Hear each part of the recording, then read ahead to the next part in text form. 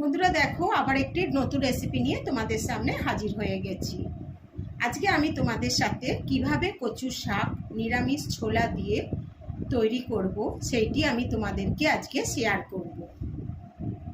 দেখো বন্ধুরা, আমি কিছু কচুর শাক নিয়ে নিয়েছি। আমি এই কচুর শাকগুলো বাজার থেকেই কিনে নিয়েছি। নিরামিষ কচুর শাক খেতে খুবই ভালো লাগে, ওই জন্য আমি কিনে নিয়েছি। কিনে নিয়ে আমি এগুলোকে ছাড়িয়ে কেটে নেব। কিভাবে ছাড়াবো সেটাও আমি তোমাদের দেখাবো। দেখো বন্ধুরা, আমি একটা বাটিতে নুন নিয়ে নিয়েছি, আর একটা বাটিতে আমি একটু সর্ষের তেল দিয়ে দিয়েছি। কেননা সর্ষের তেল আর নুনটা আমি হাতের মধ্যে মাখিয়ে নেবো। দেখো, মাখিয়ে নেবো। এটা মাখালে আমি যদি কচু শাকটা কাটি তাহলে আমার হাতে দাগ হবে না। অনেক সময় তোমরা দেখেছো কচু শাক কাটতে গেলে হাতে দাগ হয়, ওই জন্য আমি এমনভাবে হাতে নুন আর তেলটা মাখিয়ে নিলাম। এতে কি হবে, আমার হাতে আর দাগটা লাগবে না। দেখছো বন্ধুরা, আমি এইভাবে বটিতে কচু শাকগুলো কেটে নিচ্ছি। নমস্কার বন্ধুরা, আমি মিতালি রান্নাঘরে আমার বন্ধুদের স্বাগত। যদি আমার চ্যানেলে কোনো নতুন বন্ধু হয়ে থাকো, আমার চ্যানেলটিকে সাবস্ক্রাইব করে দিও আর পাশে থাকা বেল বাটনটি ক্লিক করে দিও। তাহলে আমি যে নতুন নতুন রেসিপি আপডেট করব সবার আগে তোমাদের কাছে গিয়ে পৌঁছবে। পুরনো বন্ধুরাও আমার পাশে থেকো। আজকে আমি তোমাদের সাথে শেয়ার করব নিরামিষ কচু শাক আমি কিভাবে রান্না করব সেইটি আমি তোমাদের সাথে শেয়ার করব। দেখো বন্ধুরা, আমি এইভাবে কচু শাকগুলো সব ছাড়িয়ে কেটে নিচ্ছি পরিষ্কার করে। দেখো বন্ধুরা, আমার কচু শাকগুলো সব ছাড়ানোও হয়ে গেছে আর কাটাও হয়ে গেছে। আমি ঠিক এরমভাবে কেটে নিয়েছি। দেখো, আমি পরিষ্কার করে ছোট ছোট করে কেটে নিয়েছি। এবার আমি কচু শাকগুলো ভালো করে ধুয়ে নেব। দেখো বন্ধুরা, আমি একটা কুকার নিয়ে নিয়েছি, আর কুকারের মধ্যে আমি কচু শাকগুলোকে দেখো নিয়ে নিচ্ছি।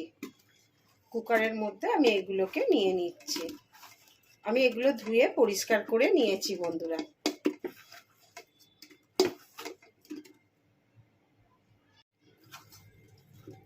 দেখো বন্ধুরা, আমি কুকারের মধ্যে নিয়ে নিয়েছি।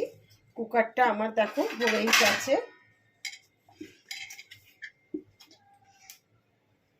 আর আমি এর মধ্যে দেখো, আমি এই যে ছোলা ভিজিয়ে রেখেছিলাম, এই ছোলাগুলোও দিয়ে দিচ্ছি কুকারের মধ্যে একসাথে।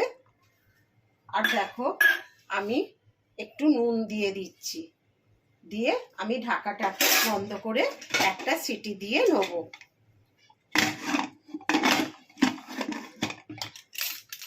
ঢাকাটাকে বন্ধ করে দিলাম, আর একটা গ্যাস জেলে আমি সিটি দিয়ে নিচ্ছি। বন্ধুরা দেখো, আমি একটা সিটি দিয়ে নিয়েছি। আর দেখো, আমি এই ছাঁকনির মধ্যে আমি কচুগুলোকে সব ঢেলে দিয়েছি। আর জলটাকে দেখো আমি ঝরিয়ে নিচ্ছি ভালো করে। আমি চিপে চিপে এরমভাবে জলটাকে ঝরিয়ে নিচ্ছি।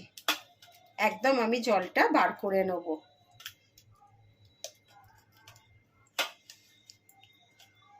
এইভাবে আমি জলটাকে বার করে নিচ্ছি।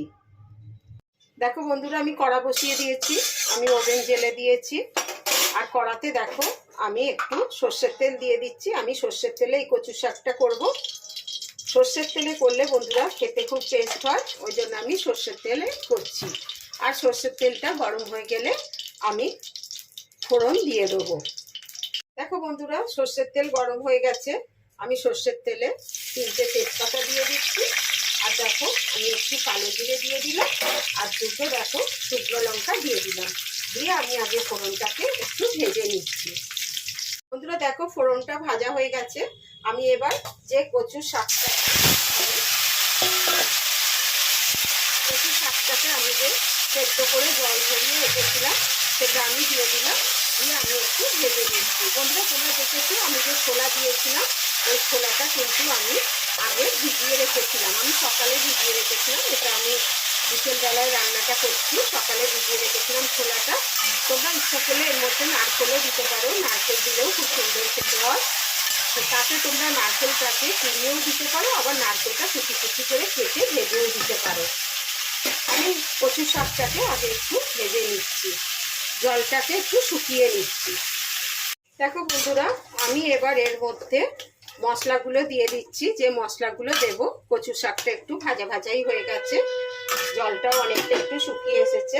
দেখো, এর মধ্যে আমি একটুখানি, আমি তো নুন দিয়েছিলাম তোমরা দেখেছো সেদ্ধ করার সময়, ওই ওই জন্য আমি পরিমাণ মতন অল্প একটু নুন দিয়ে দিচ্ছি। তোমরাও তোমাদের মতন আন্দাজ মতন নুন দিয়ে দেবে।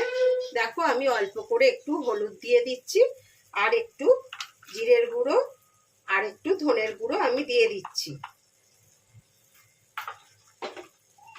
দেখো বন্ধুরা, আমি 4টে কাঁচা লঙ্কাকে চিড়ে রেখেছি, সেই 4টে কাঁচা লঙ্কাও আমি দিয়ে দিলাম।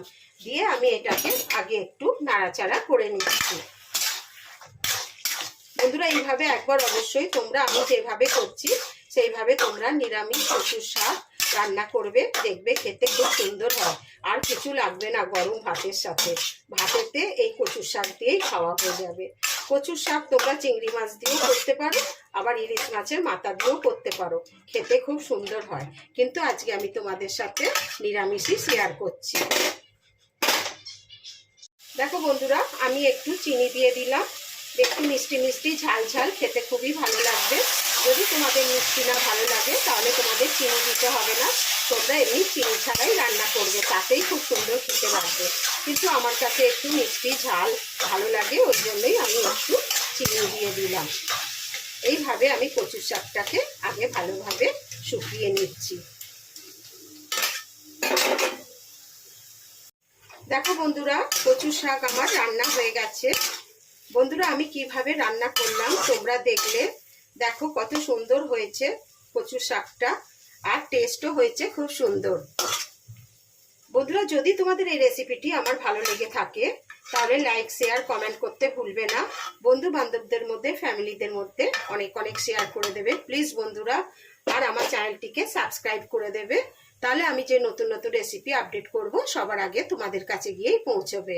আমি এবার এই কচু শাকটা ঠান্ডা হয়ে গেলে আমি সার্ভ করে দিচ্ছি।